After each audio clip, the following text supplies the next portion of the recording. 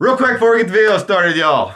Christmas is coming up. Shameless plug. If y'all would like some stocking stuffers or support me in any way, you can head over to Hoosier Trapper Supply. There'll be a link down below. I've got t-shirts, hats, and hoodies there. If y'all would like to support the channel, help support me, make a great little Christmas gift, head over there. All right, let's get into the video. All right, y'all, back in the fur shed tonight, and we're going to do some skinning here, but I just wanted to cover something that I get a lot of questions on, and I just wanted to take a quick moment and just kind of address a few things. So I get a lot of questions on skinning time. I know, a lot of y'all out there, you're busy, you got family, you got kids, you got other priorities, and, every once in a while you may make a catch, and you may not be able to skin it that night.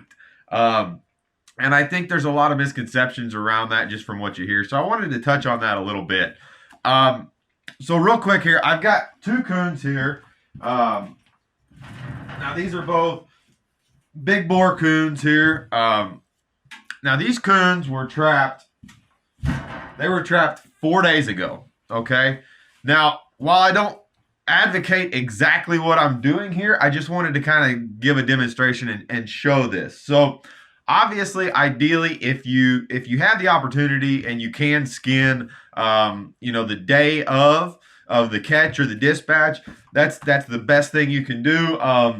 It's honestly a lot easier too, because that critter's limber. If you can get into the fur shed in somewhat of a timely manner, that's great.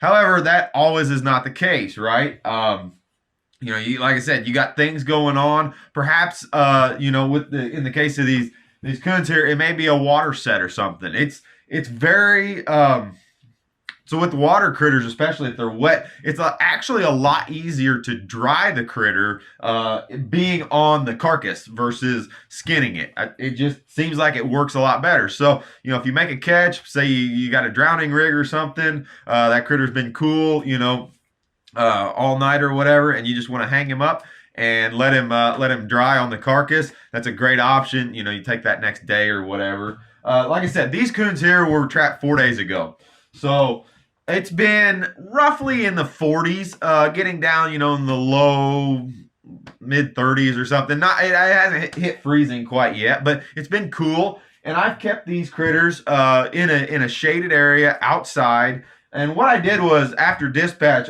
you can see how they're kind of oriented. I laid them on their back, right? And they kind of get flattened out by doing that. They're not as round as they were. But if you lay a critter on the back, what that does is that allows those intestines to settle down into the back. And there's a lot more meat in the back, and then you've got the fat of the hide too.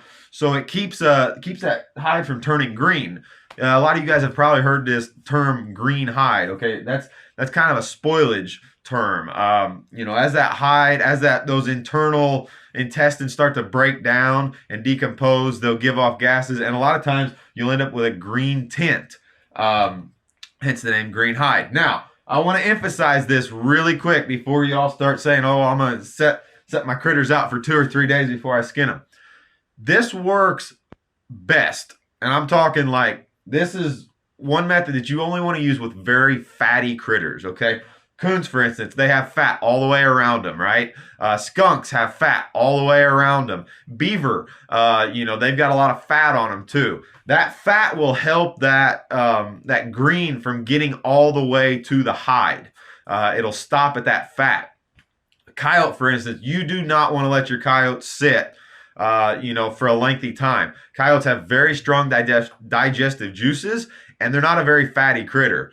So you can hang them up vertically, let those intestines fall down into that chest cavity and gain yourself a little bit of time, but you definitely don't want to go 4 days on a coyote. You will end up with a green hide. If you do end up with a green hide a little bit, you go ahead and skin him, flesh him, and you got a little tint.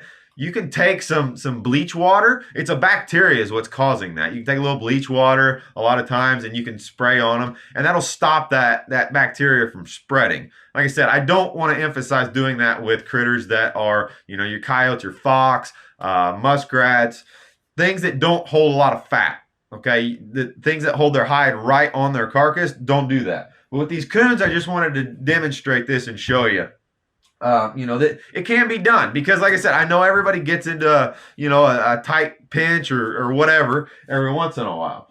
So I'm gonna go ahead and I'm gonna skin this critter out. I'm still working with the whole YouTube thing, so I'm not sure what all I can film.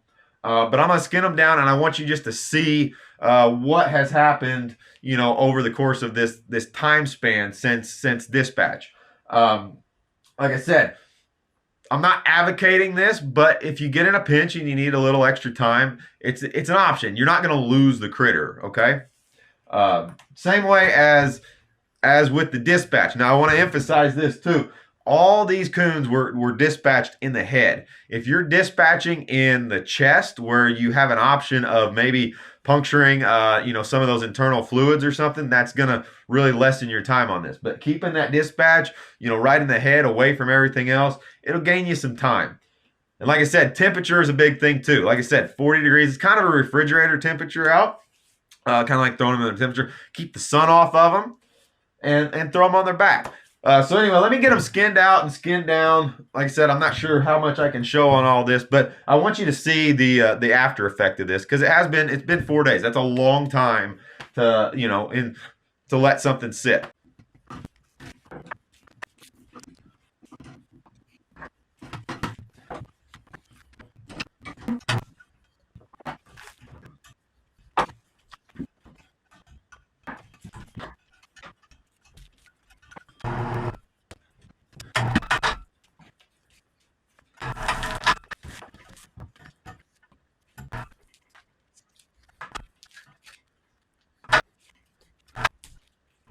All right, so just got everything skinned out. Like I said, work with me, y'all. I'm trying to figure out what all is allowed with the whole YouTube deal, but we're gonna try to go as far as we can.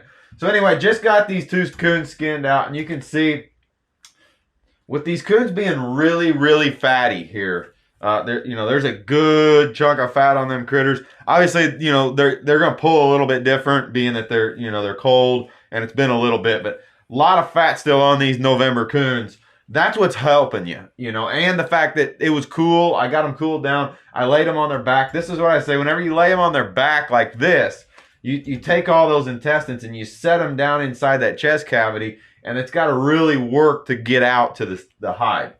I want to really emphasize that, because I want to make this video to help people out, but I don't want to just go out and say, oh, wait 3-4 days if you got a skin.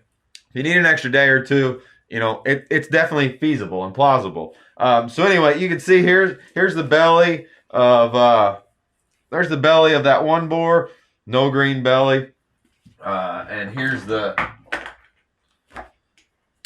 belly of that other one, no green belly, but a lot of fat too. That's what I'm saying. So we're good to go on that. No problems there. These things are cold or cool, so I can flesh them right now. Anyway, that's what I got as far as showing you guys. I also want to make mention here. In a previous video, I talked about my dispatch round. I use a very slow round, under 1,000 feet per second. I use like a 790 or 800. Anyway, I just wanted to show this because I like these rounds for a couple different reasons. And one I'm going to show you right now. The camera will show, like, whenever I say dispatch in the head, like, this is what I'm talking about. So here's the eyes, and here's the eyes, and here's the ears. And whenever you go to dispatch, you just draw an X across there, and then you just go a little bit higher than across that X. So that's the entrance wound to that dispatch on this coon. And you can see, I know it's been a couple of days, but you can see very little trauma, okay? It's not like shooting them with a very high-powered round where you got a lot of bone fragments, a lot of trauma, a lot of that red stuff, all the things. You can see here, very minimal trauma, and that's what makes it skin really easy, too. You're not having to mess around with that once you get to the head. Also, there's just a lot less red stuff.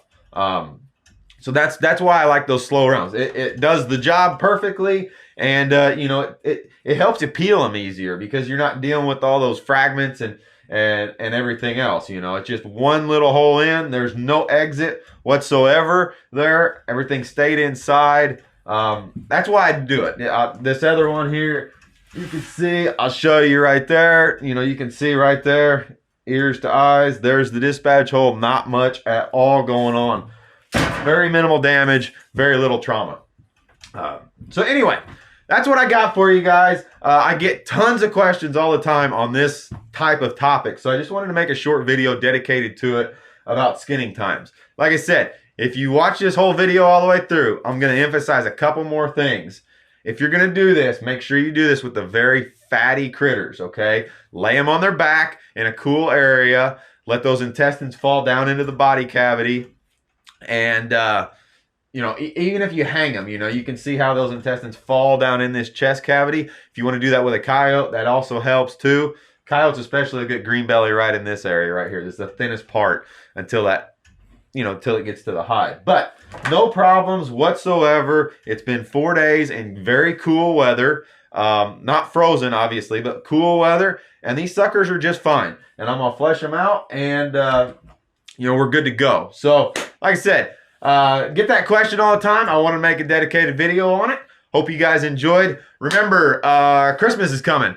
Last minute Christmas ideas, y'all can head over to Hoosier Trapper Supply, and I've got t-shirts, hats, and hoodies there. Make great stocking stuffers.